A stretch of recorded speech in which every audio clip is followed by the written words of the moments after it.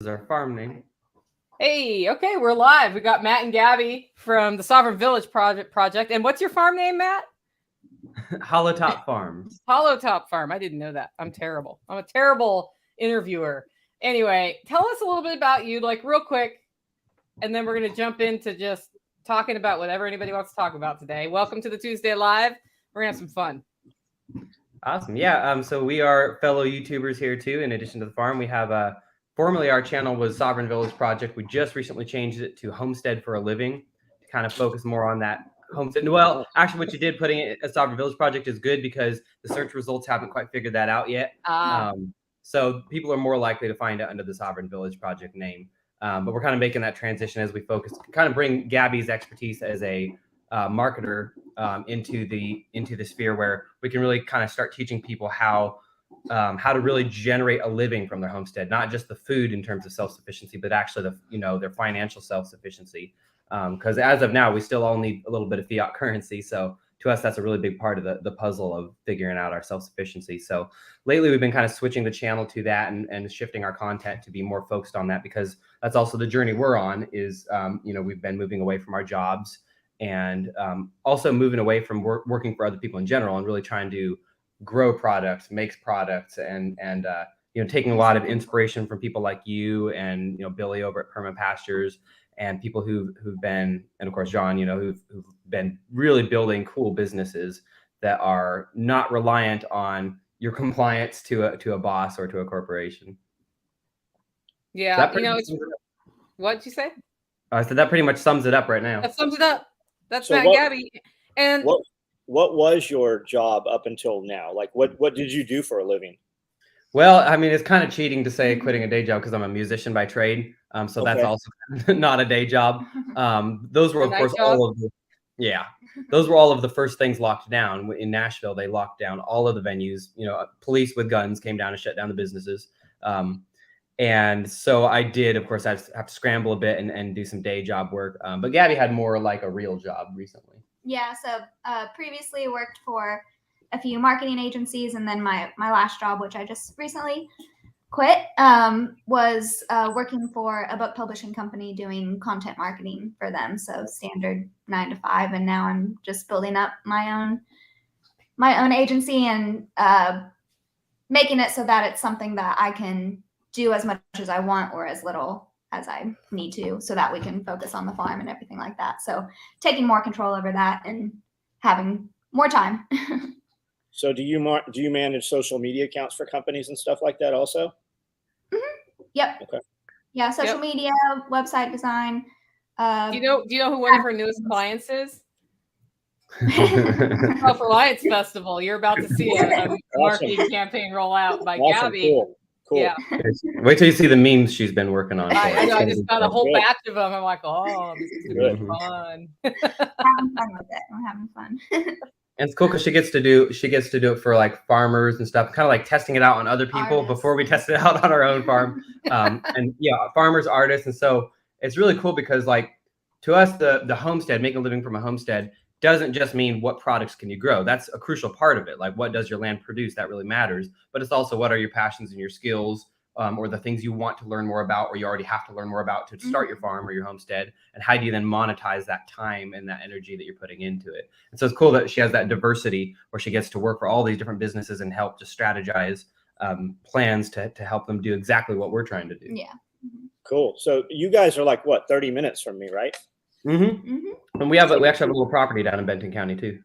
So where are you sitting right now? I had the impression you had this village set up and you had a bunch of tiny houses and stuff. Like, where are you guys sitting right now? Yeah, not yet. This is our first foray into, we started 2 years ago. We were living in Nashville doing our careers. And this is the first house we built. You built that house? Yeah. So we didn't build everything. We brought in some help for the blocks and foundation and electricity, things like that. But this is not quite a tiny house, but it's a small house. It's a 24 by 24 lumber kit. Really good actually option if you're somewhere where it's still pretty tyrannical and you have to meet code, which was the case with this. The kit comes ready to meet code, so it's really easy. And we got it just before lumber went crazy. Yeah. But basically, we've been experimenting with community building and dipping our toe in the water and learning what we need to learn. We've done some like fix and flips where we bought, like the first one I bought was an old single wide mobile home that was like a meth house, just trashed, horrible. Yeah, that's all of them here.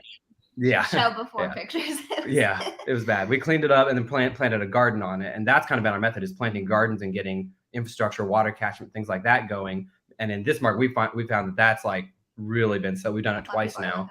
So in a way, we've been kind of playing around with this community building idea by doing it in this area, like within a 1 mile radius. We're on our third property that we've done that with.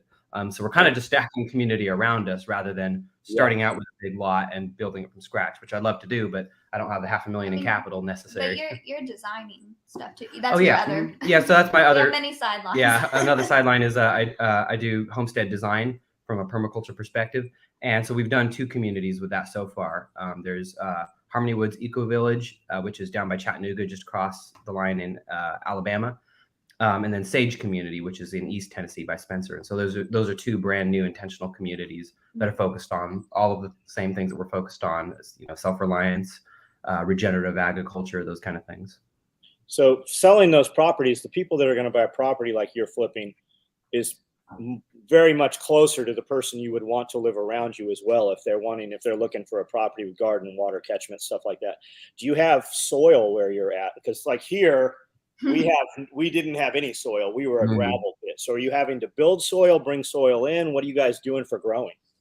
So far we've been pretty lucky. The first site was like, most of it was actually pretty contaminated and polluted. There was like one patch, raised beds where in the one spot that wasn't contaminated, that didn't have a bunch of insulation and just piles of trash and chemicals leaching down onto it. So it was more mitigation and then planting like some things to absorb some of those toxins, and then like doing some earthworks to steer the water around the garden area, just kind of doing the best we could with that. But then the last 2 properties, we've actually been pretty lucky. The soil here, it's clay, it's really clay, and it's definitely a rock farm. If we could find a market for rocks, we'd be rich. But at the same time, it's full of good stuff. It just needs a regenerative system to start to get rolling on it. So once you start doing like a mulch no-till system or just loading compost onto it, the soil is fine. It's so easy to grow here. All your typical vegetables, they do just fine. And I think that's actually the case for a lot of places. Obviously, your site's totally different because, that was truly a gravel. Like, that's what's cool about it. You really were starting on gravel. But most places here, even where people think it's bad soil, it's really not bad soil. It just needs amendment. And, it's not like this is 1776 where we're moving onto this land that's been abandoned and it's like been sitting for 50 years and it's just perfect soil. Like, nowhere is like that in the world anyway. Everybody's going to have to amend their soil. Yeah. Awesome. So we've got a question in from before you got here. I said, what do y'all want to hear about? And this is the first thing I got from Doug, which is raised bed gardening. Put up a few this weekend with my boys. So how do you approach raised bed gardening, and why would you even do it? The same way I approach absolutely everything, which is like, what do I have laying around? How can I start? Most of our so we do a lot of raised beds, and I'll actually answer. So there's 2 questions there. I'll answer first the why. For me, gardening the soil, we do both for different reasons in different spots. The real secret reason I often advise new gardeners to do raised beds is because it concentrates. It's hard to build a raised bed. It's expensive. You have to fill it with topsoil, and it concentrates their energy into a small spot. Because once you start doing that with gardens, so many people make this classic mistake of tackling these huge beds. They get overwhelmed. The weeds come up. They think weeds are a problem, but they're not a problem. When you're maintaining a small space and you do kind of succession gardening and just keep it full of plants at all times, the production you're getting out of that tiny little space for your labor is so much more than when you try to spread it out too thin. So oftentimes I will tell people to do raised beds solely for that reason, just to focus their energies. But a lot of the other benefits of raised beds, like you're making this big soil mixture to fill it up, you could do that in ground too. You're just doing it right, whereas people kind of often don't do it right when they do it in the ground. So there's a million pros and cons, but like you're getting a cleaner start. You're starting with the right soil. If you do it right in a raised bed, you're not having to mitigate problems and stuff like that. But at the same time, it's really expensive, whether you're talking about energy or time or money, to get a raised bed filled, as I'm sure you all know. To find that much good soil, it's going to either cost you money or it's going to cost you time or backbreaking work or something to fill that up. So I'm more partial to doing in-ground, but most of our property is kind of in between. We're on a good hillside that's probably, most of it's a decent slope. I don't know the exact percentage, but what we do, since we have a lot of logs lying around, is we just notch some logs. We lay them horizontally against the hill, flush against the hill on just one side sometimes.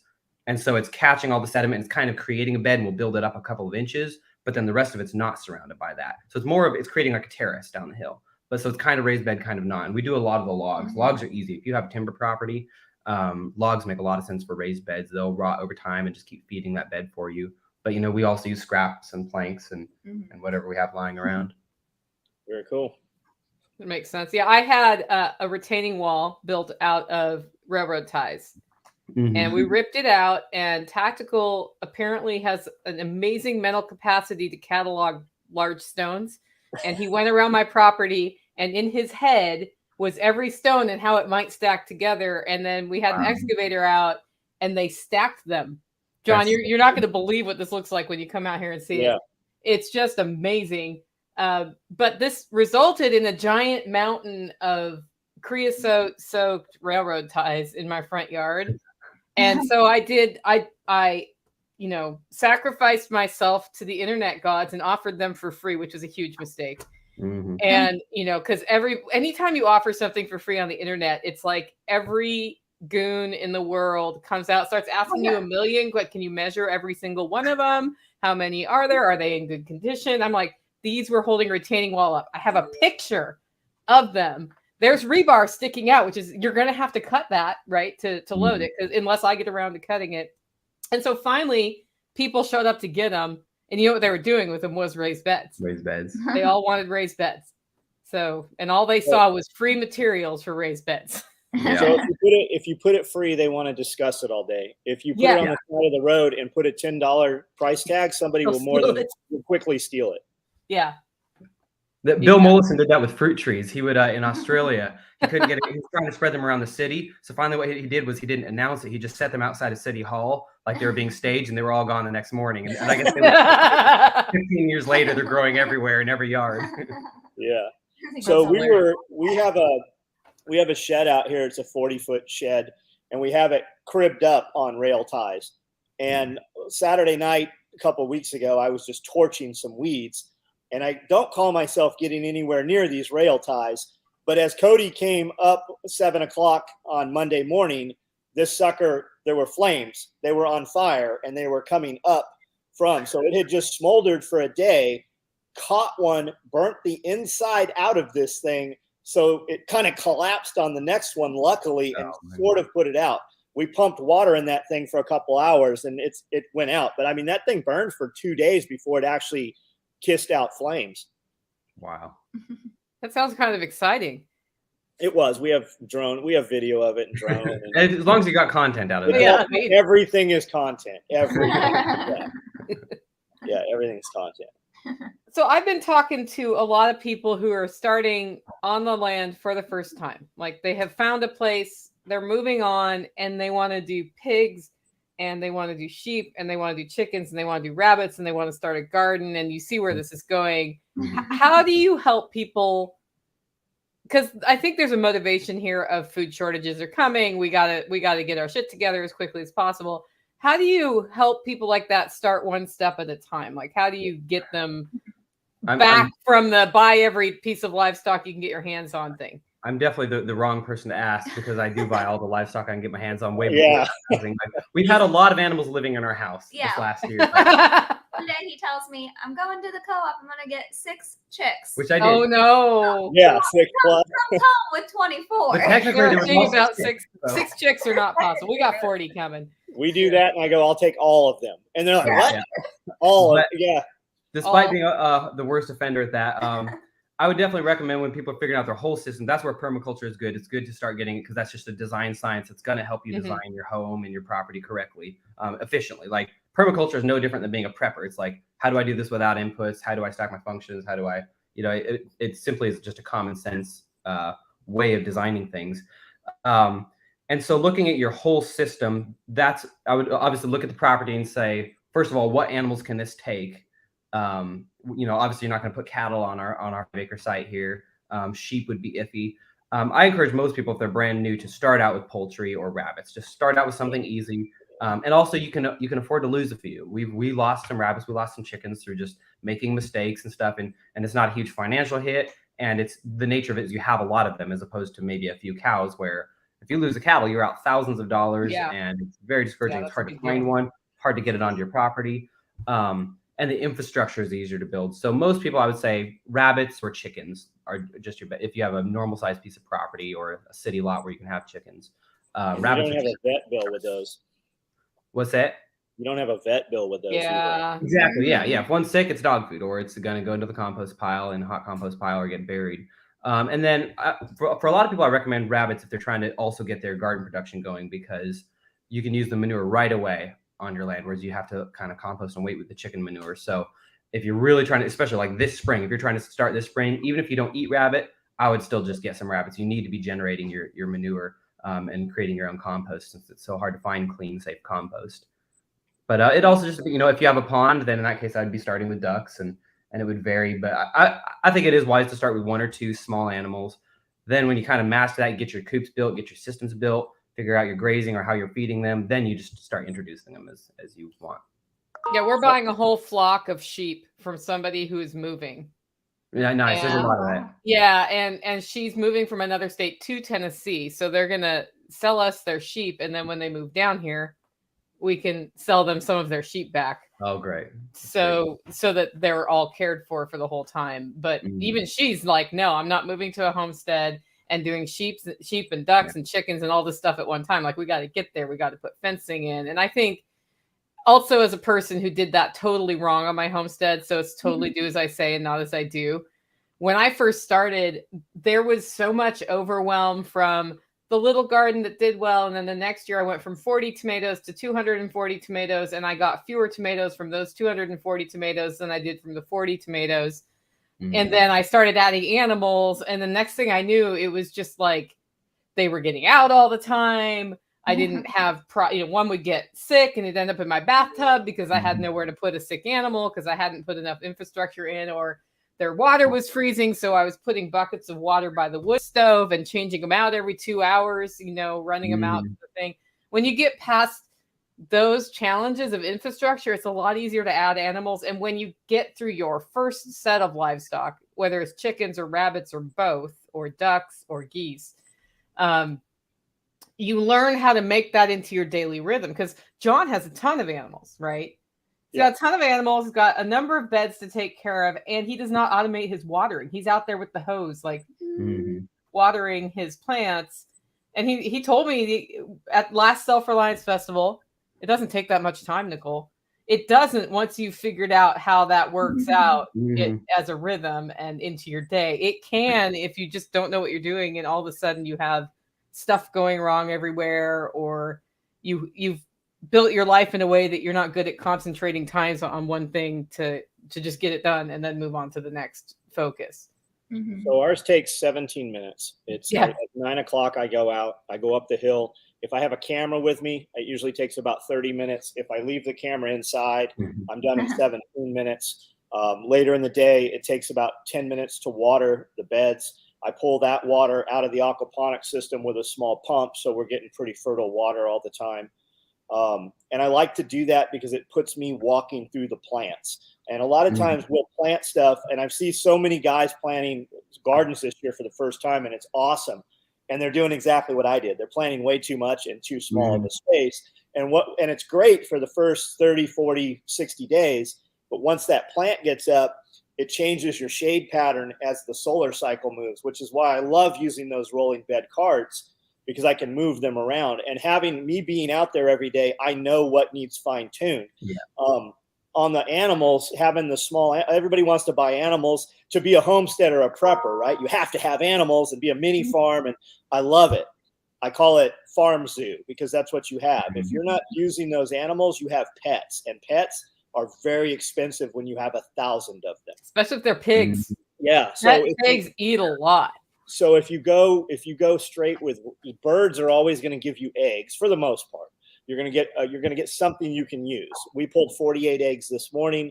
We just brought in another 100 chickens last week, and I've got another 200 on the way right now through the mail. So you get something that you will use. Almost everybody uses eggs, and if they don't, you can give them to neighbors. And that's the same thing with the rabbits. You might find that I hate killing animals. Like it's the craziest thing. the big dude. But every time I kill one, like I dread killing these rabbits, and I kill them every day and feed them to the dogs. But I dread it. Like I hate. That's the worst part of my day is killing these little things. But if you don't use them, at least you have the poop. If you put them in raised cages, you can go with a shovel and you can take that stuff and you could go. You see guys like when you go into Nashville, you see all those trucks where they're selling firewood. You could literally sell bags of rabbit poop, and soccer moms would drive right up and be more than happy. They would pay you more, and the dude selling the wood would be like, "How's this guy selling all this poop?" Mhm. That's actually a nice clean bag. Mm-hmm. Yeah, put it in your feed bags. Yeah, we've kind of thought about that. Like, I've been kind of eyeballing for the last year how to start a commercial composting operation. Obviously, I need some outside inputs, like to get a really good tap into a sawmill and get some sawdust or something like that. But like, we have a lot right here. What's that? We have a lot right here. Oh, really? Well, I'll just come down with a truck then. No, I mean we have a lot of sawmills right in this immediate. Oh, sawmill, area. yeah, in Benton. Oh, in Benton. Yeah, that's a good point. White oak. All the Jack Daniel's whiskey barrels are being cut right here. Huh. That makes sense. Like most of the properties I've looked out there they're like timber properties. Mm-hmm. A lot of that going on. But like it's so hard for people to find clean compost. There's nowhere within my radius where I know, like in Bull, where I actually know that it's going to be free of persistent herbicides and stuff that's going to mess with my garden. And like for most of the people selling it, the garden centers, they don't care. They're not into regenerative agriculture, and it's going to sell either way for them. They're selling like crazy right now. But like I can't risk putting something on my land that's going to maybe take a decade to stop ruining it. Mulch is intended to keep weeds down according to the garden centers. So it's actually good. It has herbicide in it. Mm-hmm. Yeah. They don't think you're using that to kill your tomatoes on accident in your garden. So we got on Google and Facebook and all over, and I found this place out about an hour outside of Nashville that was doing compost. And they said, "Hey, I go, I'll pay you whatever you want. You tell me what the bribery price is to have a dude bring it, right?" So we settled on this. I go, "I'll pay you twice what you want. I'll hand your driver $100 bills when he gets here for bringing it out on the weekend." Mm-hmm. They said, "Okay, no problem. We'd love to do this." Ghosted. We never heard anything more from them. And I hit them back. I'm like, "Are you guys out of business? Like, what happened, man? We did this for months." And they said, "Well, we have to have it tested, and there was something that was growing in our stuff, and we didn't want to put it out." But like those dudes seem very like they're missing a ton of business. Like I'm out here willing to pay anything. There's got to be other dudes that are willing to pay anything. Mm-hmm. And when you're like, "Hey, I want compost," and you go to one of these places on the side of the road that sells pumpkin, they bring you some stuff that's kind of like compost, but it came out of a cow bed, and when you plant it, if you just water it, it'll grow you all kinds of shit. The stuff you want it to grow. It's full of seed. Yeah, so it's horse poop. It's compost is crazy. Yeah, and it's because it's often not composted correctly. It needs to go through that hot composting process that's going to kill most of it. But most of it is just byproducts of cattle farms or something like that. So there's so little effort put into it. Yeah. It seems like there's a huge market for it. Yeah. There is. If we can ever figure that out, because I've seen some really cool operations where people integrate it with some kind of animal system like chickens, where the chickens are entirely fed off of the compost systems. Billy kind of does that with Corn Pasture, but he's not doing a commercial. He's using commercially, but he's generating tons of compost, and then he's feeding his chickens on the compost. Mm-hmm. But I've actually seen that done on a municipal scale where they have tractors turning the compost and they're doing massive piles, and they have flocks just running throughout and just laying eggs everywhere. I don't know how they collect the eggs, but it's something you could actually do on a small property. You could feasibly do that on a 1 to 5 acre site to some scale, but we haven't gotten there ourselves because we're just trying to scramble for inputs ourselves. Yeah, William's saying, what about commercial compost? I don't know what you mean by that question. So a lot of dumps and municipalities have compost. Like in San Diego, all your green waste had to go to the dump. So they shred it. They run it through chippers. They have a chipper that's a barrel, right? So they load them with big excavators, and it makes a much finer chip so that it breaks down a lot faster.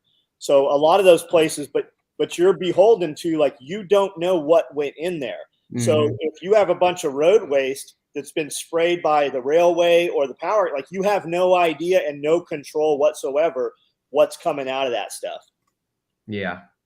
So I'm popping this up. This is the survivalpodcast.com. Jack Spirko has started permaculture as a design course.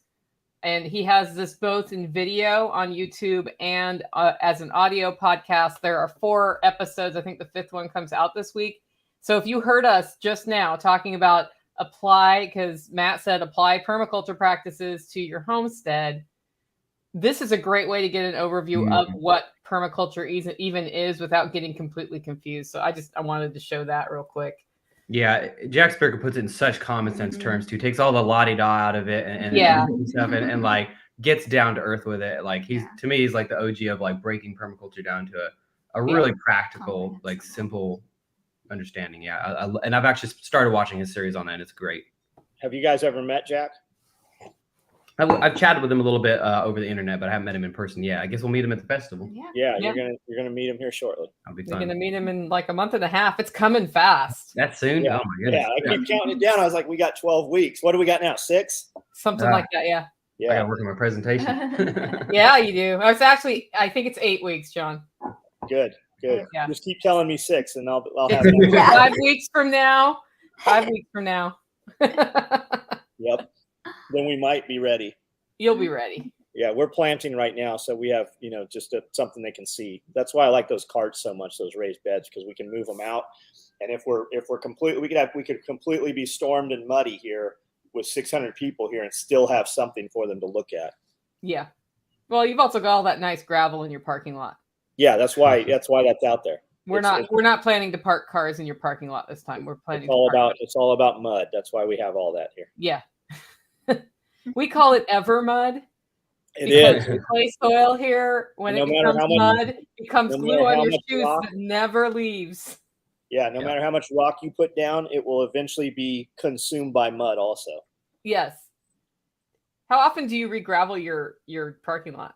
Every 6 months we're bringing in dump trucks every 6 months. I have over $30,000, probably closer to 40 at this point, just in gravel that you see on the property here. Yeah. Okay, so Matt and Gabby, what are you doing to get your gardens ready right now? We just had yet another freeze last week. We all thought it was done, and then it was like, voila, and there's going to be that one last one in late April. Oh yeah, there's always that surprise. We're trying to camp here. Yeah. Yeah. There's always the last one that takes out my fruit trees. That one's coming. That one hasn't come yet. Yeah, I'm still waiting on it. So we've already got a lot of cold weather crops in. That's what I love about things like turnips, radishes, kale, stuff like that. You can we're eating from that every day. So now we're just starting to gear up into that warm weather stuff. So I'm starting to take risks, and I'm probably going to put some tomatoes out today, but it's calculated because I have a system to keep them warm if it does get cold. I've done the whole like panicking and spreading your bed sheets over gardens and all that. Yeah. But when we made this move to this latest place, we put everything in clear totes. I had to buy totes, so I bought clear ones. And those are a great little hack because you can just turn those over individual plants, and they're a little mini greenhouse. So we've got a bunch of those ready to go. So I'll plant just enough tomato plants that would fit under that. So ideally, I can just get that head start. But I'm not going to do anything too significant just yet because I do think we'll probably get. It looks like it's at least going down to the 40s this next weekend. So mostly we're still just prepping beds, we are just in a race to create compost as fast as we possibly can. We are not limited by space or by seeds. We're limited by compost. So our main right now, since we don't have a lot of outside inputs, we're just chipping up leaves with a lawnmower, layering in our rabbit and our chicken manures, and then whatever other organic inputs we have. Of course, all of our food scraps and anything else that the property generates. Mostly leaves. That's our main carbon source here because we have 5 acres of forest. So we can just run them. My neighbors think I'm crazy because I'm out there with a push mower through the woods. But like I'm to the point where I'm about ready to approach a landlord that owns a rental next door and ask if I can mow his lawn so I can take his grass clippings because really organic matter is gold and it's hard to get, especially clean, knowing that it's not sprayed or anything like that. So mainly just working on beds. We're trying to get everything no-till as fast as possible, but like we're having to do some tilling because we just don't go prepared. So fortunately, our neighbor has a tiller that we were able to borrow because I didn't really want to invest in one that I'm not going to use after this year. So tilling and then layering mulch, layering compost, just basically getting muddy a whole lot. And then the real intensive planting will probably start. I have a really nice rear tine tiller that people in the community can totally borrow that I rarely need. Like it hasn't been fired up in 3 years and that's a problem. Awesome. So That's an achievement. But this year we actually had to till here too because we did all the earthworks and we ended up using a tiller for the first year, just a shallow tiller, not mine. Yeah. And Do you guys have a riding lawnmower or a small tractor or anything yet? Absolutely nothing yet.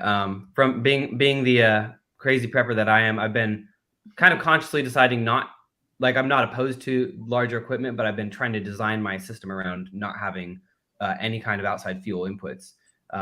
I think most of us in this community were pretty aware that hyperinflation was going to hit, and that there's also, this push to get people out of rural areas and all of that. And so we wanted to build a system and learn how to build a system that wasn't dependent on that. And kind of our mindset with that is then we'll bring it in equipment that will be a business sideline. That piece of equipment will pay for itself, but our own food self-sufficiency will not depend on that. So we'll eventually move to some larger equipment. We're definitely getting to the point where we need to. I'm about to do a lot of timber harvesting on this property. But even then, we're going to keep it really small. We're probably going to go with like a 4-wheeler first. There's a lot of implements you can attach to a 4-wheeler.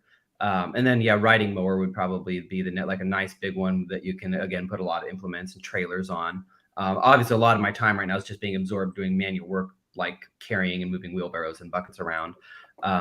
So I do want to cut down on this labor, but I also wanted to spend a year or two on this property getting a feel for what do I actually need to do to design this manually? For example, rather than buy a tractor to haul all this brush from one end to the other, how do I make it so I don't need to haul brush next time? And really trying to design all this passivity into the system. And it's been good. Like our animal systems, our chicken coop, for example, we're designing that so that it will load all of our organic matter into that. It'll be a composting operation. And then our our ditch that's taking the water away from the house and everything, will go right through that and push it all out into a gathering spot. And that's right next to our annual growing area. So the place we need the most compost, it's gonna be all automated, and I'll literally just be grabbing it with a pitchfork and throwing it nice. on the beds. So we're trying to avoid equipment as much as we can, not because I'm ideologically opposed. I just wanted to really force myself. There's something magical that happens when you understand the value of compost and of vegetables in a garden, when you realize how much work it really takes, like manual work without fossil fuels, to produce a carrot or a tomato. Then you kind of appreciate the fossil fuel more and you use it more wisely. So if we use, for example, if we bring on heavy equipment to do swales and ponds and things like that, if we're going to pay for a bunch of fuel and heavy equipment and industrial equipment, we want that to do something that's going to last for 5,000 years on this property. And it's going to be producing food. So rather than taking the shortcuts and doing that's what we've been doing in agriculture in America for the last few centuries, and it's disastrous. So all that to say, I'm not anti-tractor. If somebody offered me a tractor tomorrow, I would gladly take it and have a lot of fun with it. But I think it's very valuable to kind of design as much as you can without a reliance on it, and then just bring it on as kind of an added benefit. So the first year we were here on the property, Amanda and I did everything with wheelbarrow, shovel, hard rake. And then we got some little riding Craftsman mowers, and we pulled trailers, but it had a belly mower on it. So I could mow all of my grass into a row, and then I could come back and just rake it up into a tilt trailer and take all that to a compost pile.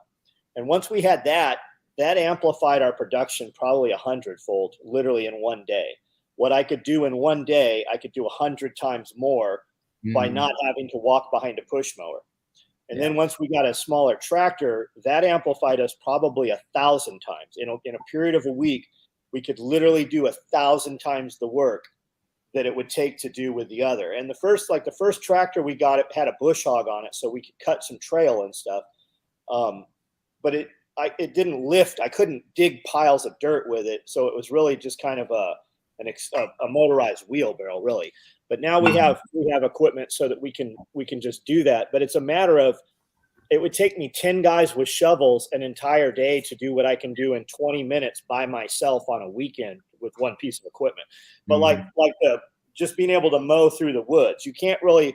There's some places, if you're mowing through woods, because I did it, you just can't go there, or it just messes up your walk behind mower. But with a belly mower, and then I have a drag behind leaf rake, and I'll be out here in the woods just raking through between trees, and I'll have to come in every 2-3 minutes because that thing's full of fall leaves. So it just, you said, build compost as fast as possible with just a riding lawnmower, just your cheapest riding lawnmower or a used one.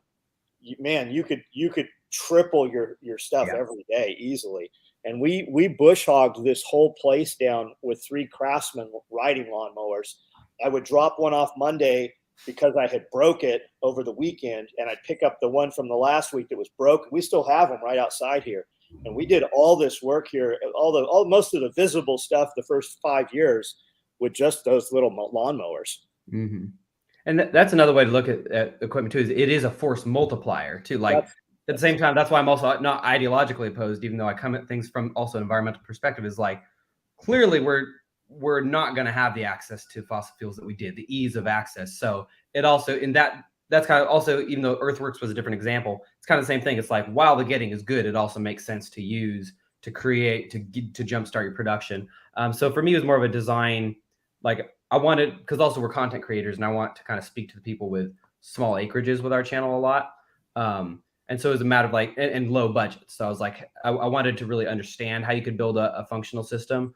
But now that we do, we're definitely ready to start moving into, I've been really figuring out financially what is the next piece of equipment on our list. Because yeah, like you cannot compare to, there's a reason we're all using gasoline and diesel and industrial equipment, because like you cannot compare to what a tractor can do. And that's that's why I'm glad I've done this for the last year or two, because like now I understand the value of this equipment and what to get and how to invest first in things that's gonna equal the least manual labor for me. Yeah. So yeah, I agree, and that's kind of where we're getting. It's like you hit that wall of like, okay, there's only so much I can do with my hands here. It's time because also a wheelbarrow is technology and a chainsaw is technology, and I sure don't want to be out there. Oh yeah, hand sawing trees. I really don't. The chainsaw is the one that would hurt the most, I think. Yeah, that's the one. Like I will stop. I will prep fuel for a chainsaw. That's the single, to me, most important piece of equipment. Just think when you get in bed at night after those days of work out there, just how tore up you are, how just beat down. Like it feels like your bones have cracks in them, you know. At 50 now, I'm looking for every mechanical advantage I can have. And then I also don't have to wait for a dude to show up to help me do something on the weekend. I'm just able, like that pond back out there is 65 feet deep. Like we drilled through, we literally jackhammered through rock, and then we built that whole thing in 13 days. That thing was done. We could have never put a pond right where that is by hand. No. I mean, you could have with hammer and spike and drill and stuff, but man, not like we did it. And also that intervention, that use of equipment and fuel, that's going to literally last millennia unless somebody improves with it. So that's a good case for it too. Also, like when we're considering equipment, we always like to think of the balance of like how much maintenance burden is this going to give me? How much am I going to rely on a supply chain? So that can really help inform decisions where you're like cars, for example, are a great example of a force multiplier piece of equipment that requires a lot of maintenance. We've learned the hard way. A Volkswagen in supply chain collapse is not a good idea. American made is a good idea, or something where there's a lot of old cars with parts sitting around. And so that would apply to to tractors and all that too. Like maybe don't buy the latest, greatest thing. Look for something that you can actually work on, that you don't need a ton of tools to work on, and that has plentiful parts lying around. That's exactly how we made the decision here to keep my POS truck. That's a 1986 Mitsubishi Mighty Max. It blew its head gasket. So it's always been my backup car. If something, well, not always, since I've had it, if my car breaks, I have this other truck I can use. Well, the starter went out on it and it sat all winter outside, and apparently it blew a head gasket while sitting there. So apparently there was water, I'm going to say, in the radiator is my guess how that happened. And I was just going to scrap the car, and I started thinking about it, and Tactical and Nighthawk and I started talking, and we realized even if I had to replace the whole head, it's about a $350 kit for this thing. And we can do it ourselves. It'll just take 2 days of time, right? Which is not super fun. But then I have a car that's probably not going to break down because it hasn't yet. And it's work-onable. It doesn't have air conditioning. It doesn't have cruise control. I think it has the 5th gear. And it does have a cassette player in there. That's what matters, really. I know. The cassette player is right on. But that thing, we're going to keep it around and it gets really good gas mileage. So as long as I have gas, it'll run. You guys moved to a really good place. You have a lot of people here with equipment. So, I mean, you probably don't have to buy equipment. You keep adding value to the community. I mean, sooner or later, somebody's going to come into your community that has an excavator. I guarantee you, if you took and just drew 15 minutes in a circle around where you're at, 15 minutes of travel, there's probably 40 or 50 excavators right there. You just have to make friends with the dude that has that thing for the task that you need it for. Mm-hmm. Yeah, and that's a good case for community. That that applies to everything: farm equipment and house building equipment, tools. Like, we would not have built this house without the help of our neighbor who had a lot of the equipment and the tools that were needed to do it. And that's why it's like, I think there's a balance between being a versatile homesteader. It's like everybody needs to learn a little bit about working on a car and know the basics of gardening and animals, and and have their hands in every pot. But also, when you find that thing you want to specialize on, that's where you create your value that's going to be tradable. For me, it's like the things I really enjoy is truly having my hands in the soil. So it's going to be nursery products, it's going to be annual production, and it's going to be educating people on how to do that.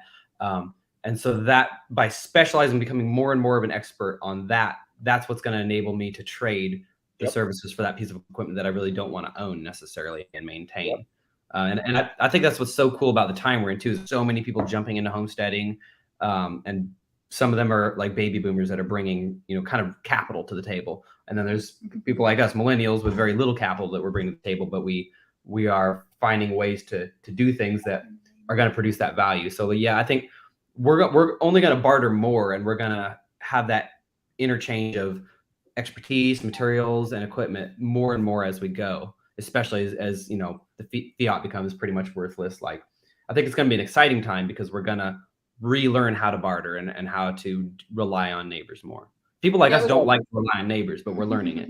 It was funny that you said in passing at the beginning that, because we still need fiat. And I was like, yeah, if we trade with each other with money right now, we have the habit and the relationship, so that if that tool stops being useful for us, we can use something else to trade. Right? You need relationships for barter to work. You have two kinds of people moving here right now. You have people coming here with nothing that will learn how to do everything out of nothing, right? And you've got people who have sold their California and their New York homes 3 times over value. They're moving here because they think they want to be farmers, right? They saw all the crazy stuff happen. They want to get away and live like we've been living. And then they realize, maybe I don't really want to live that way, right? I want the idea, but I don't want the work. Those people typically come with a lot of money, and they come with equipment and stuff. So, I mean, you're going to be able to just trade. Like, it's coming here. It's all here.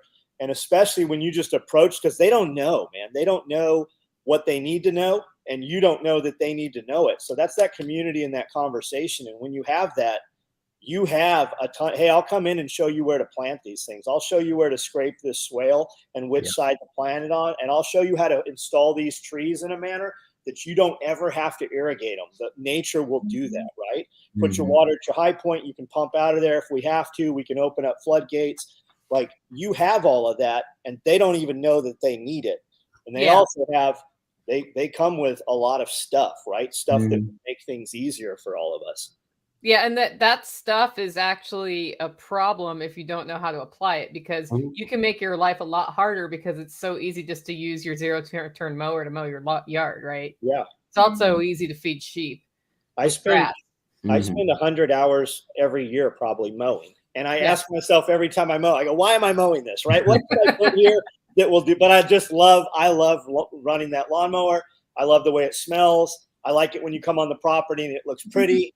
But do I really need to mow, like, between all those trees? Do I need to go out there and mow between those trees, or should I just use heavier wood mulch more often, And I have that conversation all the time in my head.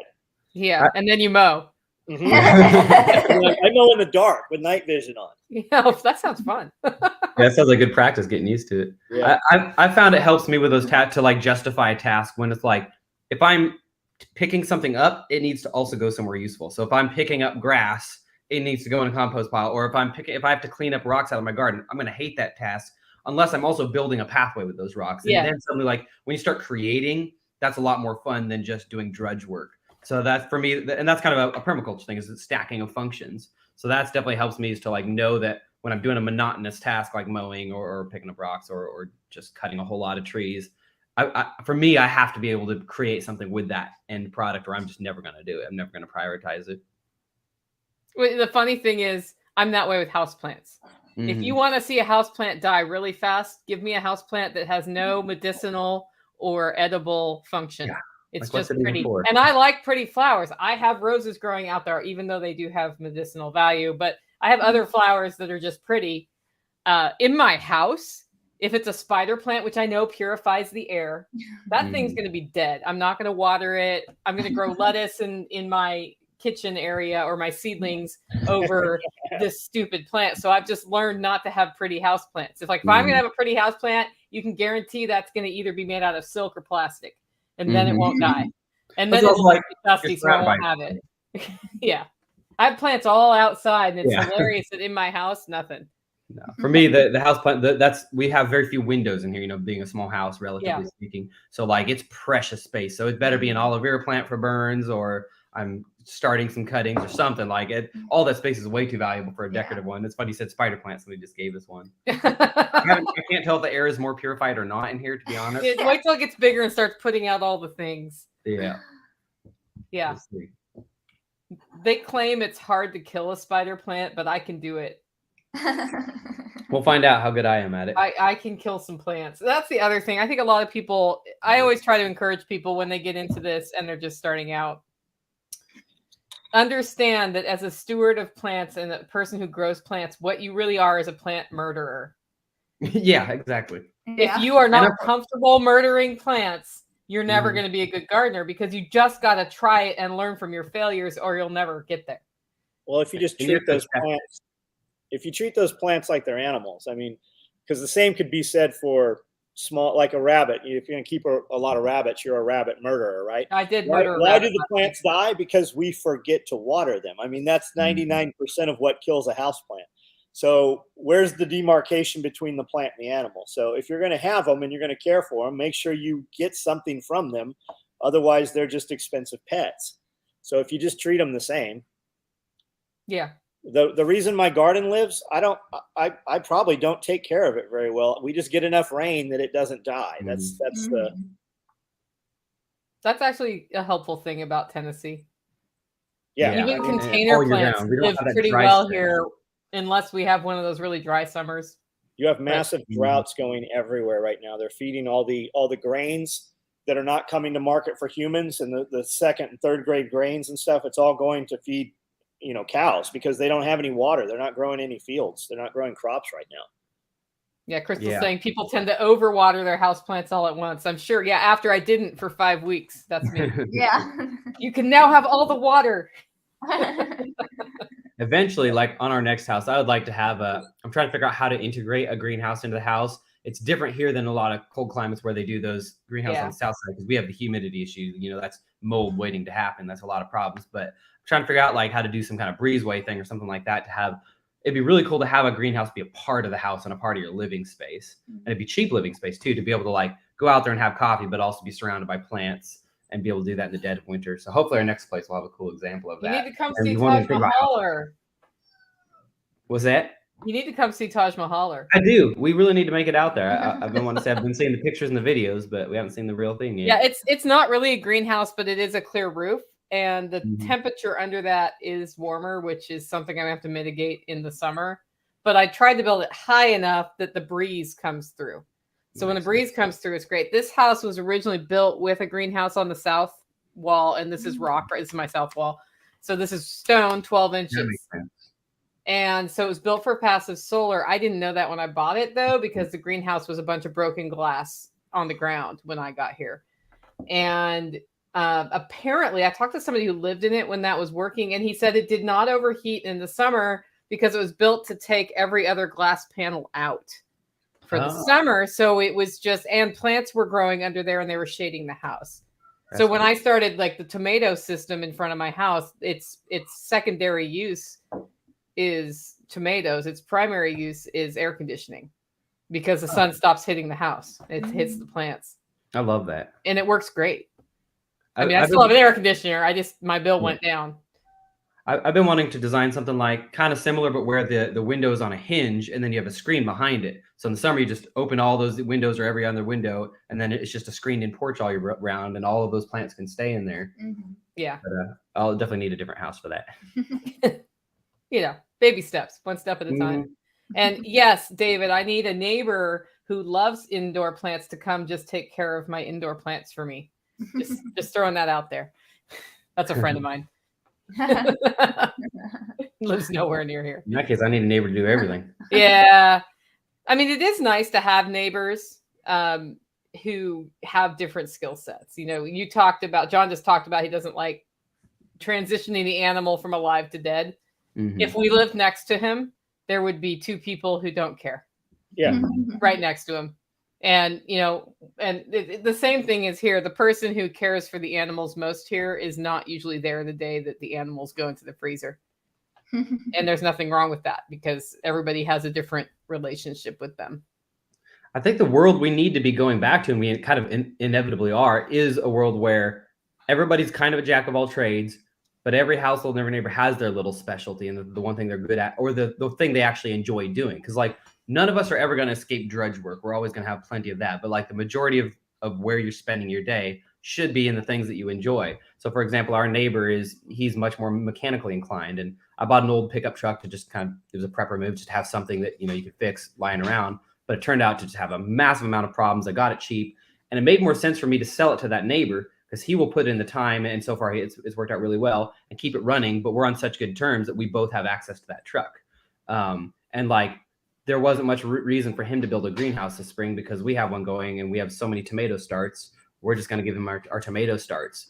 And like, that's the kind of economy we should be building is like, let's build into our lives that passivity, but also the things that we want to do with our time. And that's kind of the beauty of like a rural system, economic system based on barter, is that everybody has a place for whatever they want to do in life. And we just keep finding that to be more and more true. You know, Gabby's able to bring her passions into this, and it's probably a lot more fulfilling so far than it was working in the corporate world. Mm-hmm. Yeah, absolutely. And it's like everybody's got that thing, and if they don't yet, they just need to hone those skills more. But we all have those areas of specialty that we can tackle. Yeah, I've been hearing about eggs are a little slim at the grocery store from people who are in my communities who don't raise their own eggs.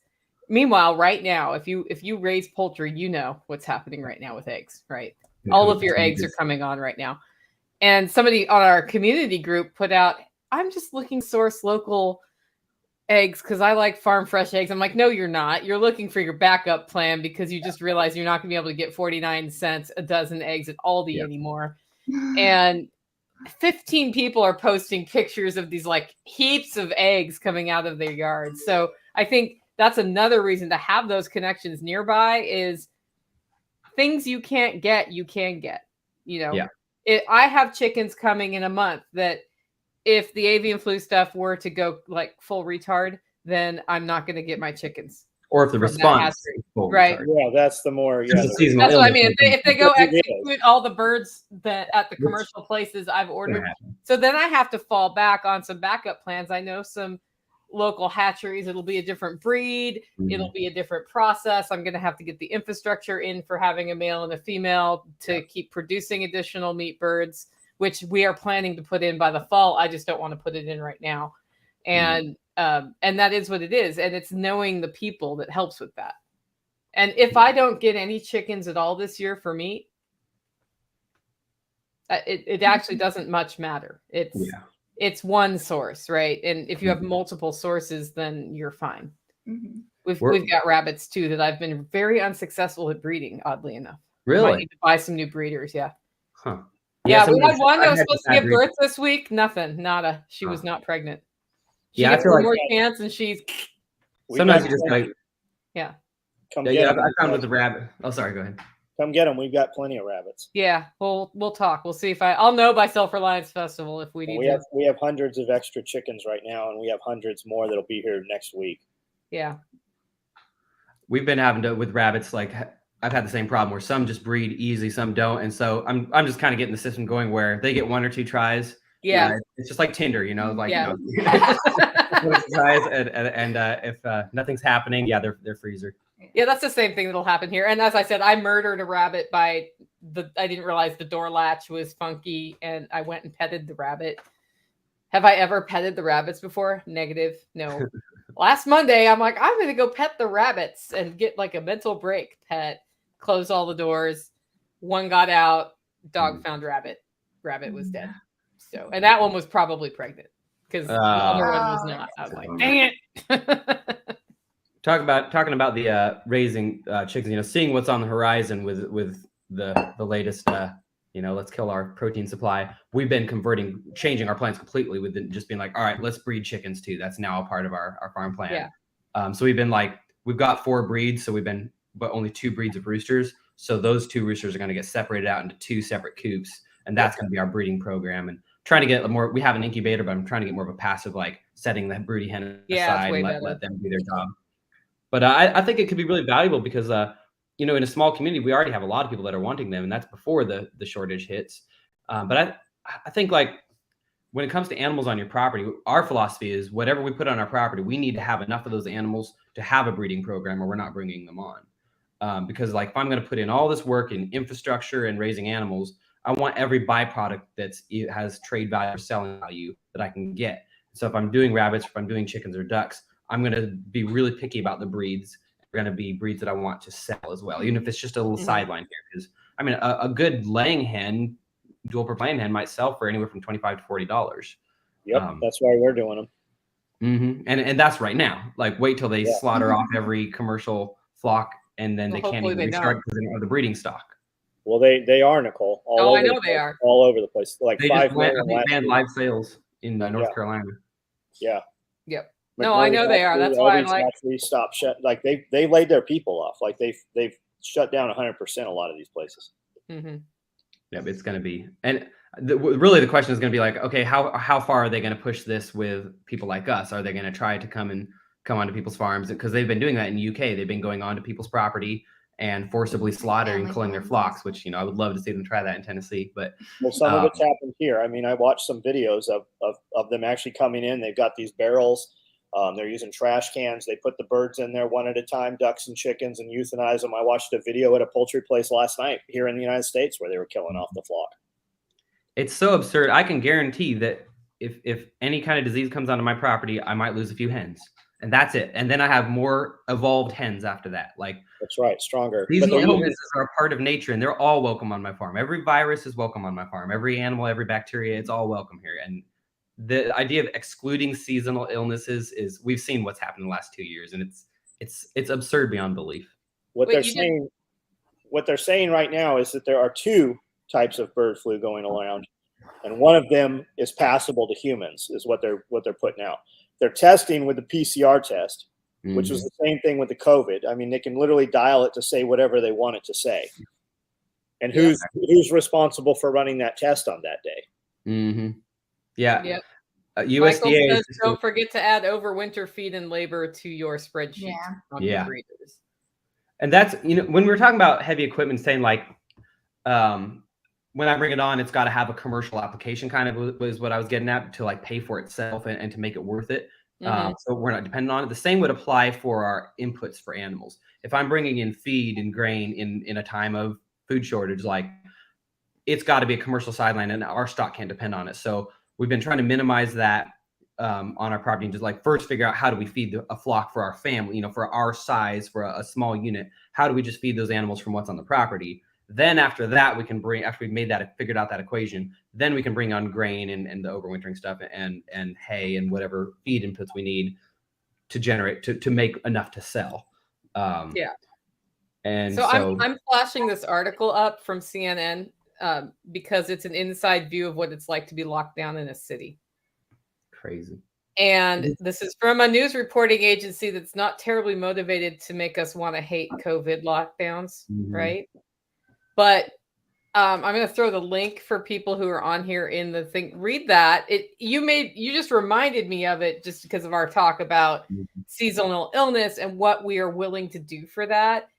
Yeah. When I read this article, because I read articles, I was struck by how helpless you are in a densely populated area if it gets shut down. And like this person's talking about, the government's supposed to deliver food to you because you're locked. You're not even allowed out of your house. They make you come out once a day and get a COVID test. If you have COVID, they take you to an isolation center out of your house. Where if is you have that? a pet, they die in your house unless somebody has a key to your house and come feed your house. Like, there is nothing happy about this. And they're supposed to bring food. They can't order food in. And he said he's subsisting mostly on eggs and carrots. Where is that? Shanghai. Okay. Yeah. Have you Okay. seen Yeah. the- China, right? They're you willing seen to go that far. We're testing this with avian flu here. How far can we go with it? Have you seen all the No, but- videos of all the people in China on their balconies? Yeah. And they've put their refrigerators out and opened the door showing they have no food. They're screaming, and everybody is making all these videos, uploading it. The Yeah. drones come along and tell you, go back in your house, follow COVID guidelines, stop screaming, stop singing. Have you seen any of that? It's literally, Yes. if you put on YouTube right now, you will see hundreds of these videos. It's insane. It's dystopian. The videos of just like at night, the screams coming from all of those high rises. It's like hell is real, and we're creating it with And compliance. have you seen the robot dogs that have the broadcast? Go back inside, don't come out on the street. Somebody said about winter feed, having extra feed to get through the winter. We're putting in fodder trees, lots, like over 1,000 of them. We're planting them on 0 degrees on swales. We're putting our plants every 6 inches, and our rows are 9 feet apart. And we can just come over those. We're using hybrid poplar, hybrid mulberry, or white mulberry, and hybrid white willow. And then we can just bush hog them, put them on the ground, let them dry, and then we can cut every morning, feed to rabbits, feed to birds, whatever we need to feed to. But we can also make silage out of that. And your silage will last up to 2 years, and that takes very little input of salt and sugar to make your silage. You can put them in IBC totes. You can do them in bags. You can put them wherever you want to put it. You just need to close it off, basically. But a lot of stuff you can do silage, and that's why we're putting in so many trees. It also walks as a barrier. With that tight planting in that area, it's a living hedge. Like, you can't get through it planted every 6 inches. Yeah. You can also take them and plant them. You can stick those willows right back in the ground, and you can interweave them and do different stuff with them. And it'll, like, within 2 years, you'll have a barrier. You can't physically get through it. You can't drive through it. You could cut through it, but as far as a windbreak or whatever, man, it's great, and stuff will eat it. That's so cool. I love the perennial forage. That's what we're really trying to take this property to is lots of perennial forage plants. Like, the mulberries, the willow, which also you get the yield of the berries too off the mulberry, which is, So human food. we're going to cut them so short we won't get the berries because we're going to keep them short, because when we cut them so short, they send up tons of more runners. And it's that runner and that small limb and that bark that we want, because once it's that small, the rabbits will strip it. They'll eat what they want. We can also just run them straight through chippers and make wood chips out of it. And you don't have to have a big commercial chipper. You can run them through just a little home chipper at that point. Yeah, your coffee thing. They're very supple. That's cool. Yeah, the the silage idea is a great one. I was wondering the same thing. Like, what am I feeding my birds? My birds are ducks, and they don't eat very much because mostly what they eat is forage anyway. But in the winter time, if I can't get feed from where I get feed now, which is they are starting to run out of things. I don't know. Do you use MPS or no? They're near you. That's why I'm asking. But they grow all their grains, and we talked to them a year ago. What are you going to do if Tractor Supply is running out? And they're like, "Oh, we'll be fine." Well, are you going to like take care of your existing customers first? Like, no plan. And they do a non-GMO corn. They're out. They're not. I mean, at that point, they're not going to have it back until July, I've been August. trying.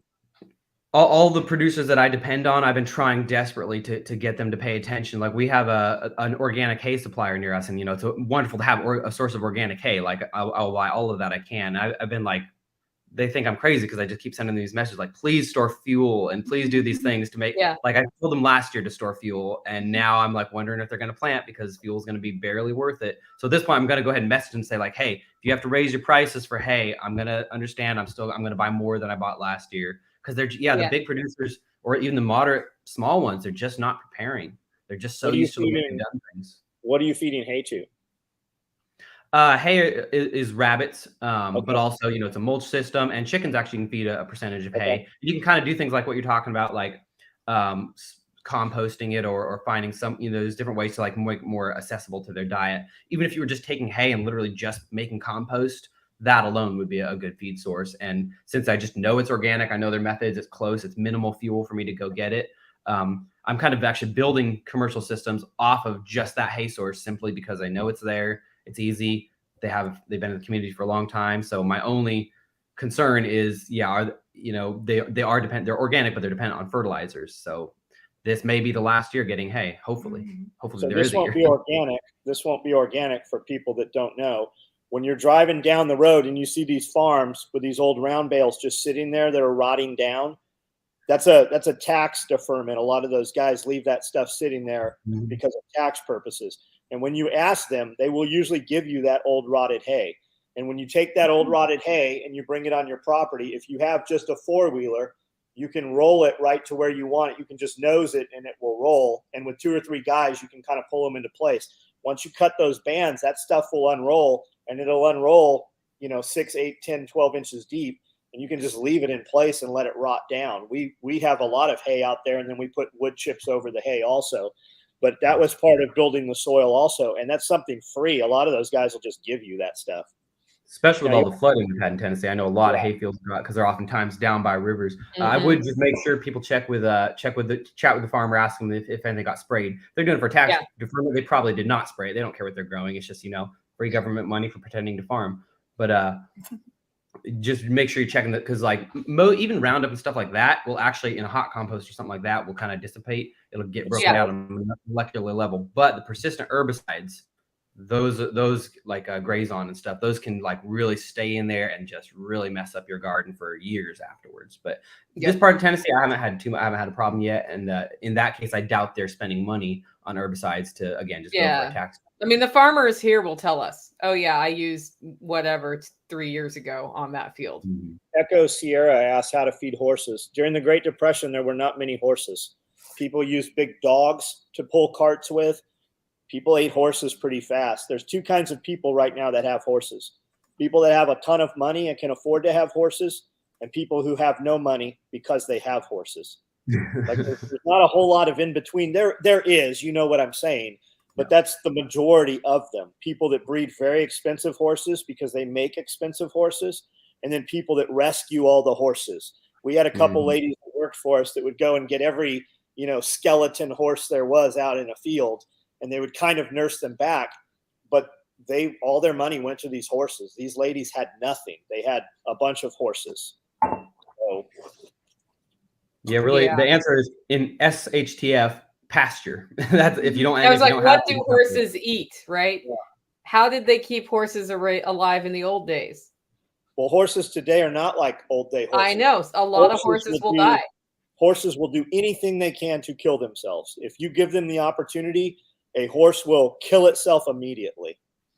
Yeah, but horses that like wild Mustangs, what do they eat? Different animal, yeah, they eat grass. And horses here, the horses that lived next door to me, they ate pasture, and the pasture was big enough, and he had to have 1 round of hay a year for his horses, and he had 4 horses out there. And guess what, he could get the 1 round of hay. I think the problem is if you have your horses densely consolidated and no access to external hay feed, and they have to have quality hay, right? It can't just be moldy hay. You're going to kill your horse that way. And all you guys that aren't aware, everybody knows about the bird flu going around and them killing all these birds. Look up rabbit. There's a rabbit hemorrhagic fever going around also. They keep talking about. So that'll be the next push you see, whether it actually truly affects you or not. Somebody will come looking, right? Because there's always busybodies, whether it affects you or not. Local government is who you are most likely to, have a headbutt with, and they're going to be the ones, up your ass on that stuff. Echo Sierra needs a hay farm. Echo Sierra needs a hay farm, or a friend that has a hay farm with some fields being unused. We're actually looking at hammer mills so we can crack corn. I've got farmers here sitting on silos full of corn. We know I've got friends that plant, big cornfields, thousands of acres. And they also grow, 100 acres of peaches and cream every year too, just eating corn. Mm-hmm. So, I mean, I think no matter what, we'll have access to some corn and stuff and being able to just crush it up on site ourselves. You can also save a lot of money over buying cracked corn or scratch. You can save a ton of money. Just like when you go directly to the mill, instead of buying, for guys that don't know, Tractor Supply just raised all their feed prices 20%. I saw people in our area as well as multiple other states yesterday saying the same thing. But you can still go directly. There's a feed place here in Paris where you can go and get a pallet of feed, and it costs considerably less than co-op costs, and it costs half what Tractor Supply costs. And then you have to store it. Store it or else you just threw money away. I've done that so many times. Yeah. Oh, we know how to store it now, but we've done the same thing. Well, Ferguson learned about fermenting food for animals by accidentally some of his feed got wet. Huh. And he was like, I wonder if they'll eat it. And his birds prospered on it. And then he's Nick. He did like 200 hours of research on how to ferment feed for your animals and did a podcast about it. But that's also where a chain of animals is really useful when you do get several species, because like if my rabbit feed gets ruined and gets rained on, they're not going to touch it because they pee in their food and they know better. But like the chickens will not care it out, and if nothing else, I can compost that feed, and then they go through the system. So having like hogs or chickens or something that's like their role on the farm is to eat crap. It's to eat whatever you have left. Like whereas horses, cattle, and other breeds, that's not their job. They're the pickier eaters, and they. But like goats would be another one. Like they will. They're at the bottom end of the food chain on the farm, and they will just deal with whatever's left over, whatever got ruined or just didn't get eaten by the other animals. So it's like really useful to have so in the case of horses, they might get the best of the pasture, and your chickens might be picking through their poop and eating what's in there. So that's a good way to get rid of it, because it's gonna happen. You're inevitably gonna mess up and ruins a lot of money. So we bought a whole pallet of feed basically. And it was home for 2 days when tiny little black flies erupted out of this feed. And I was not home. I got a call about it. And usually what we do is I have a big old ice cream freezer, and we just freeze it for 48 hours before storing it. Didn't happen that time. And there were obviously something was in there that hatched. And Tactical thought it was ruined, and I was like, the pigs will totally eat that. And I can't think of any insect that came out of that food that's really going to harm them. And pigs ate it. They were fine. Huh? What was it for? It was goat feed. Would it affect the goats? I don't know. I mean, our goats eat stuff out in the woods all the time. Yeah. I mean, I don't know. They're ruminants. Pigs eat protein, like eat meat better, or more designed for that. So I figured it was better to give it to the pigs. Have you seen all the videos of goats eating baby chickens? Nope. I'm gonna though now. Yeah, they'll eat them. Wow. Yep. As people forget how much like a lot of these animals are carnivores. Like if chickens were bigger, they'd eat us. They would not. I say that every day. Yeah, we're like crawdads. Yep. Have you ever seen a chicken find a dead mouse? Or a live one. That's even funnier. Yeah, every day I have 30 hours of footage of throwing mice to chickens. Yeah, it's important to have a hobby. Well, I try to cut them down because we keep all of our feed in Rubbermaid trash cans. So every week or so, we'll tilt those under and scurry the mouse and take any of the mice nests and throw them to the chickens. Otherwise, you'll end up with so many mice, they're going to be in everything. Yeah. On this topic, that's anybody coming into homesteading, especially right now with everything happening. Like I would say, put a lot of money and time and energy into just figuring out containers. Like containers are money. Like anything you can store anything in. We get 55-gallon barrels and plastic and metal, the big 275-gallon totes, and you can really get outside of the box. You never know what you're gonna find on Craigslist or Marketplace or just out driving around. But like anything that looks like it didn't hold chemicals and anything too harmful, and it's going to keep stuff dry, it's truly gold, especially if it becomes less accessible to us. One of the coolest things I saw was a guy doing a startup farm, and he was like just real pragmatic about it. And what he did, his first investment was simply one of the trailers, a shipping container. And he was a market garden farmer, but he filled it with grains and like packed it to the ceiling with grains. He spent most of his startup money, a few $1,000s on that. then his animal systems, and then his commercial system was the market garden farm, because he knew that no matter what, he had years and years and years where he could produce the manure and the compost and then the market garden farm. And it seems like it's worked out really well for him.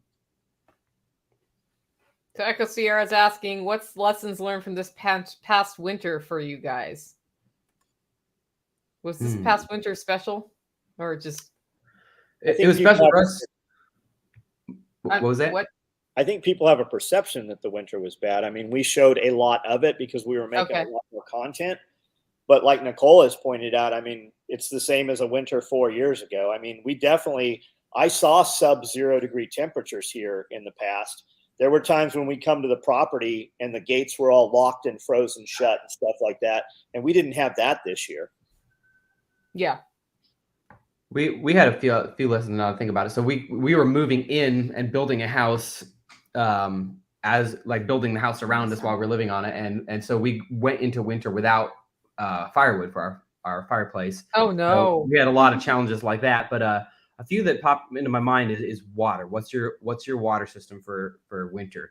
Because I do a lot of water catchment. We don't have a spring on this property or a creek or anything like that. I can only do water catchment to get good clean water. And so when it's sub-zero, like, or when it's really cold, like how are you getting that out of the spigot if it's frozen, or are you bringing it into a house, into a barn? Can you integrate some water storage close to animals so their body heat will keep it warm? So you definitely need to account for that. I had some struggles getting water, and that'll kill off your stock faster than the cold will. Obviously, not water for them. They will eat snow though. Yeah, and then probably, let's see, do we learn any? Obviously, have your firewood stored. That wasn't really a mistake because we were moving. We just couldn't get the firewood cut, but we did not have fuel. So we were scrambling every day to find any kind of dry wood we could find. So I guess maybe a lesson of that would be also build storage for your firewood if you're relying on wood heat, because if it's getting wet, it's not going to do any good for you. Those were two big lessons we learned this winter. I had that same firewood lesson this year, and I've been heating with wood for 15 years. Mm-hmm. And I just did not get my firewood handled in the spring of last year. So right now it's time to get firewood for me for next year. Yeah. And that's hard. So I bought some, but my wood stove will not take an 18-inch log. I need 16 inches or shorter.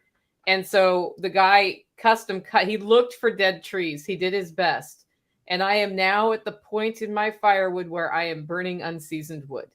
It's partially seasoned, and you like the water is boiling out the ends. You can hear it, yeah. You know, we're doing that too. And luckily it's not super cold right now. So it's not the end of the world, but I'm getting, 2.5 cords of wood here by the end of May, so that never happens again. Cause I was pretty irritated all winter long. Every time I put a wet log on the stove and it's just like, oh, it just dropped 5 degrees in the house because of the stupid log, because I didn't get my firewood in hand. That's something a lot of people think about firewood in the fall. That's too late to think about firewood.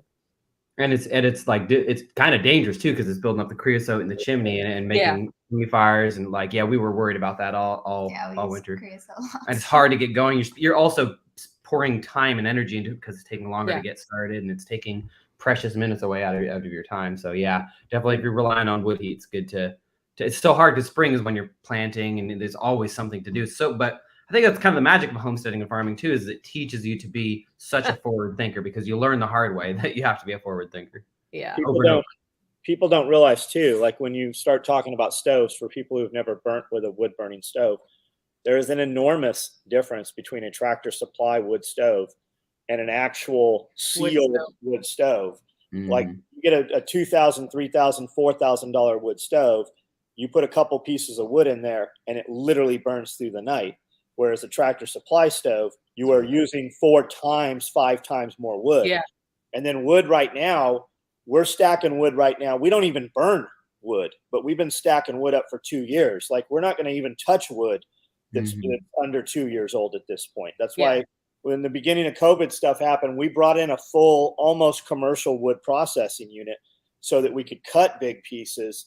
The gate will lift them into place, and a child can run that thing. You don't even have to lift the big wood. So it's all about how little we have to touch the wood, how many pieces. So, I mean, there's a huge difference when you start looking at those stoves, and then single wall stovepipe, double wall stovepipe, triple wall stovepipe, stainless steel stove. Like, there's a huge difference. There's a real science to this. Yeah. Mhm. Yeah, I had a Tractor Supply boxwood stove, which is $125 is how much I spent on that thing. Heated for 8 years with it. Finally was like, I can either buy HVAC or I can buy a better stove. Spent $2,500 on a soapstone stove. Yep. And I need 25% of the wood that I used to use, and my house is more consistently warm now. It's not like 97 degrees and then 30 degrees, back and forth. It still fluctuates, but that one change was a game changer for me. And it was a lot of money. And the stupid thing weighs more than 450 pounds. So it wasn't easy to get it in, but game changer to have a well-built stove. And having a thermal barrier around it. You can put cinder blocks beside it and fill it in with, sand or all kinds of different things that will, radiate heat out also. Michael V says, don't store mixed feed, store whole grains. So what do you do with the whole grains? Like, how are you cracking those whole grains down to feed it to the animals? For instance, if I have corn, in the mix with scratch for the chickens, my small birds can't eat that. So, and I don't think my big chickens will eat a whole kernel of corn either, or be able to process it. So how are you grinding that? Like what are you doing with the whole grains? You can ferment the whole corn. That's what we did. So what we do, we have a trash can that smells bad by the pig pasture, and the poultry love that too. And they say your chicken feed will go 3 times further too if you do ferment them. So you have 3 buckets, scoop in there, water. The first day bucket you're going to feed on the 4th day, and it's just going to keep rotating, just like doing fodder, sprouting sunflower seeds or barley or whatever. I know Jack was big into the fodder stuff. I had a lot of animals that just wouldn't eat it, and I'm just kind of under the belief, just like a kid, right? My kid won't eat anything but chicken McNuggets. Well, your kids never get hungry. They will eventually eat it. Yeah, and I think that's probably how the animals were. Yeah. No, they will. Because I went from commercial duck food to MPS Farms like soy-free duck food, and they just ignored it for 2 weeks. But no ducks died, and they started eventually. They eventually ate it. It was just it was foreign to them. Got it. Kit Crafter says steel trash cans, good dog. We have a lot of dogs. We use fences to keep dogs in, and we use dogs to keep predators out. They don't do much on the mice. The mice run in burrows, almost like gophers here, because we have so much wood chip down that they just make tunnels. We have used the metal trash cans for years, and what you find when you buy, I challenge you, go look at any metal trash can anywhere. Pick it up, hold the lid up to the sun, and you'll see daylight. Where that handle comes through, it leaks, and your trash can will fill with water. So you have to JB weld or do something with those. I use brute force Rubbermaid trash cans. I use 32 gallons, and they hold 2 feeds of 50-pound feed bags in there. And then we've got the big 55-gallon ones also, which I find are a little big to reach down into. So I like those, and I stage them every place we have our chicken pens or any of our rabbits or anything. We use those, and we've never had anything chew through them. We leave them out in the worst of storms. The lids clip on very positively, and we've just never had a problem with those rubber ones. We did have a time last year when it became very difficult to find them. So when we did find them, we have a stack of them. We use them all through the property here. I talk about them literally at least once a week in videos. I like them so much. Yeah. Cash Only said a full beef from the processor was $2,500. A year ago, it was $1,600. Yeah, that is starting to hit. I hit a beautiful window in January buying beef before that spike happened, when the grocery store was already up to $4 or $5 a pound on ground beef, and my whole beef was about $3.75 was our cost for that. That's great. Next year, I'm expecting that to double at least. And that's why we're raising sheep, is if it becomes unattainable, which I don't think it will be, but if it becomes unattainable, I'm happy with lamb meat. Yeah. What's your next tool or thing that you're bringing in? What's your next thing that you want to acquire? It's a hard one, isn't it? Actually, I know Nicole just got like a freeze dryer, right? And when somebody said the egg thing, Yeah. We're creating so many eggs. We're freeze drying 120 eggs at a time. We're running a full load. That's 120. We have so many eggs. The next thing we're bringing in is a commercial incubator, a real one, and then a meat grinder. We don't have a meat grinder, so we're bringing in an actual meat grinder. I think. Yeah, meat grinders are great. Yeah. All of those things are on our list. It's like a matter of which one is next because it's we're dealing with a tight budget. I think our next one is actually kind of back to the firewood thing. It's a splitter. Yes. Because what our policy is right now is we want to have some stacks of things lying around the property that can generate fiat when we need them, as well as be usable for us. So since we have a need for a ton of firewood, we have one of those Tractor Supply inefficient stoves, so we need a lot. And I also have a lot of trees that need to come down to open up light for other farm projects. So basically, we're bringing down trees, processing crap loads of them, and then when everyone else forgets in the fall that they need firewood, we're going to just be exporting a lot of that and just selling firewood right off the property. So obviously, I'm not going to be out there with an axe, hand cutting all of that. I'm probably going to go with an electric splitter. It's not what I want, but again, we're dealing with limited fiat here, so I'm going with a pretty well-reviewed one, and it's not terribly expensive, and it's going to pay for itself in a single cord. That's cool. Awesome. But everything else you just said also is on our list.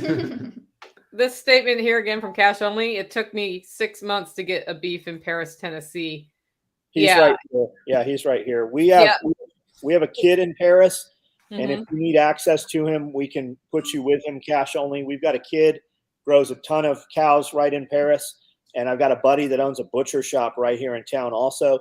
So he can put you with some other guys also. Every time I have this conversation with my friend from the butcher shop, he's like, I'm so glad that we grow our own cows. He has tons of cows and pigs, and they're processing all the time. You just have to find the guy. Yeah, and the other thing is, if you want to tap into your local food network and you're buying a cow every year, you will have it on a schedule and you will be taken care of. If you're just now starting to try to find a cow and you're out of beef, you're going to be out of beef for up to 2 years right now if you want to go to that transition. So find your beef to buy now if you're going to want to go that way, and do it every year, even when beef prices at the store drop again. Because the reason I get the cow every year, and it happens every year, and there's a butcher appointment that is available every year, is because we've done it every year for like 10 years. Like, that's not, until that guy's not raising cattle anymore, that's not going anywhere. And he doesn't have to feed it grain, because I don't want grain finished beef. So we don't even need one that's been, like, if the grain crop goes away, beef eat cow. Cows eat grass. Beef eat cow. That was interesting. Now we're going to get into cannibalism. That's our next topic. Beef eating cows has, they were feeding cows beef, and that's they were a lot of the issues. Yeah. I had cow disease and all that. Well, you guys are coming to Self-Reliance Festival. Tell us what you're going to talk about. Yeah, it's going to be fun. You want to go first, Gabby? Yeah, so I'm just going to be talking about how to, so basically, one of our big philosophies is having a lot of different sidelines and having different ways that you can make money. And so that will ultimately lead you to probably some form of entrepreneurship and having to market yourself and get yourself out there. So I'm going to talk about some just really accessible, practical ways that people can market their services, their products, especially, related to farm and homesteading products. And then I'm going to be. What are you going to show us? So I decided to kind of go with something like a little more specialized for it, and just really pragmatic, because I always really feel led to really talk to people who are working with substandard homesteads, so to speak. So, like, obviously we all want the spring and the creek and the 100 acres, but so many people like us don't have access to the capital to get that, or especially people who are just coming into, we came into this a couple of years ago and we were able to get some assets and property, but people who are just coming into that, most of them are probably not going to find that perfect property. So water catchment, I think, is going to be crucial for so many people. And it's kind of like where we're at in this place in history seems to be like the industrial age is both like going faster, but also dying. So we're at this weird juncture where we have access to waste streams. And I would consider like used containers to be a waste stream that we can bring on. They're going to decades on your farm or more. And so water catchment and using that water catchment on the farm is what I'm going to talk about. I'm actually going to demonstrate. I'll do some spigots on barrels. It's going to be nothing too fancy, but just like for me, like figuring out how to put a spigot on a barrel. I'm not a mechanically inclined person. I'm like, I really should be Amish or Mennonite, and like I'm a Luddite for sure. So for me to figure that out, that was a puzzle. But then you figure it out and it's easy. So I'm going to demonstrate how to put some spigots on different kinds of barrels, but then also talk about the basics of like catch this as high on the land as you can, maybe plan your outbuildings to be high on the land if possible. We did that with our workshop. We decided to make the sacrifice of having to walk a little bit further to our workshop just so it would be high up on the hill and that metal roof would catch all of the water that feeds everything downhill from it. So just kind of all things water catchment and how to apply that on a farm system. Yeah, I think it's going to be really cool to have you. I'm putting up the website in case people haven't gotten their tickets for Self-Reliance Festival, selfreliancefestival.com. But I think it's a really good pairing because one of the biggest mistakes I see homesteaders making is they don't think financially about what they're going to do with their surplus, how they're going to sell it. Gabby, I've already seen you talk on this topic before of marketing. So she breaks it down into steps of what you can do to get the word out and sell the things that you need to sell in a very easy to digest way. And it doesn't matter how awesome the pork is that you grew on your homestead. If you cannot sell the pork, it does not help you if you have too much pork. And so I'm really excited to have that paired with a more practical demonstration and discussion on how to catch a resource that is available for free on any homestead. And that is water coming out of the air, and then use that to grow food and to take care of your livestock and all of the things. So I'm super excited to have you guys there. Yeah, it's gonna be fun. Thank you for I can't wait. inviting us. Yeah. Awesome. Any last words before we sign off? Do you want to promo back to the land festival or anything else? Yeah, let's promo that. Yeah, we all have festivals around here. So It's all the festivals all the time. Woo! So we've been figuring out the date just this last couple of weeks. Obviously, 20. Yeah, Gabby will look up the date, but we had last year was our first one, just throwing it at the wall, and it turned out amazing. People came from all over the country, and it was and we didn't know what we were doing, so everyone kind of just picked up a load and carried it, and everyone helped out. So it was really cool. But this year is going to be cool because we're going into it with a little more intention and having made our mistakes. And so we're actually going to make the theme homestead for a living. And so we're, we with all the cool festivals like Self-Reliance and all these ones around the country popping up, we really wanted to like find a niche.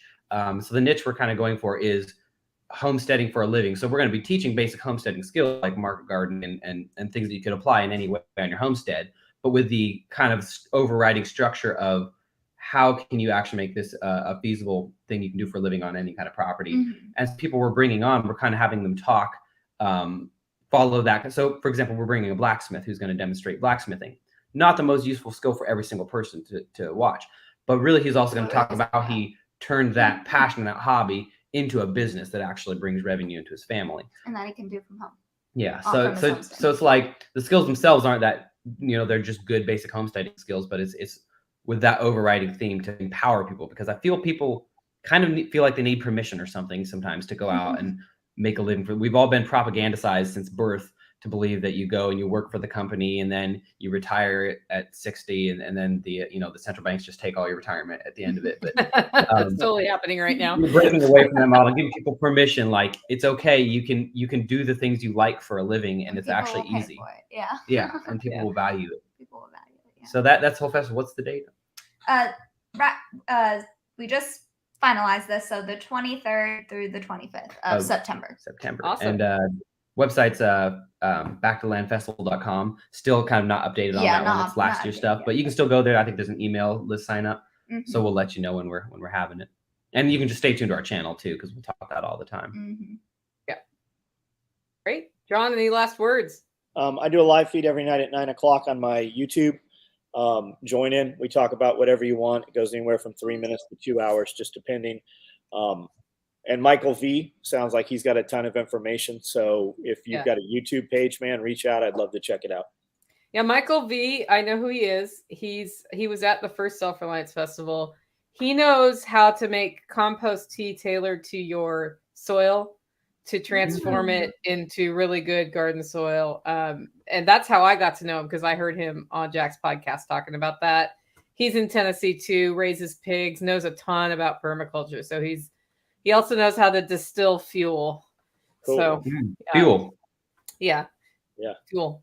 Nice. Really great resource. And hopefully I think he's coming in June. So you'll get to see him in Cool. person. Awesome. Great. Guys, if you want to just dig more into developing a life that you want to live on your terms rather than the ones that were given to you from society, I've got a podcast, Living Free in Tennessee. That's livingfreeintennessee.com. And last Monday, I talked about how to develop a deep pantry rather than panic prep and just buy stuff for the sake of buying stuff.